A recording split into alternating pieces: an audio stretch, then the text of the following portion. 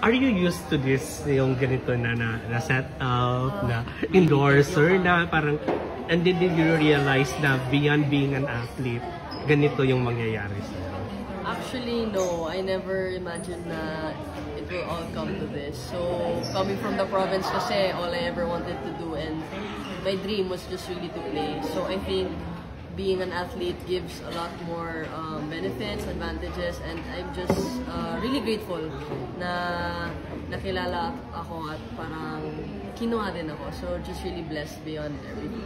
So, hindi ako sanay if you're asking. Actually, I'm really a shy type person. So, mahihain.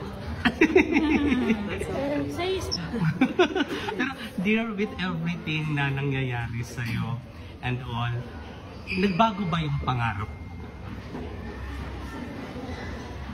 Ang hirap naman. Very family queen, ano?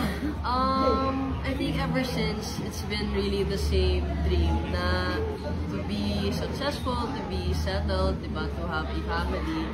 And siguro, some people might say na andyan na ako, diba? Pero for me personally, I'm not even halfway there. Siguro, I really have lots to improve on, really have more of improvement talaga. And siguro I can say na naging successful ako when I'm at peace. Pero as of now, I have to work hard pa, and ang dami pang kailangan pagtrabahuin. So, syempre, andun naman si Lord para mag-guide sa akin. So, wala naman imposible. So, with my friends, with my family, kaya naman. Kaya.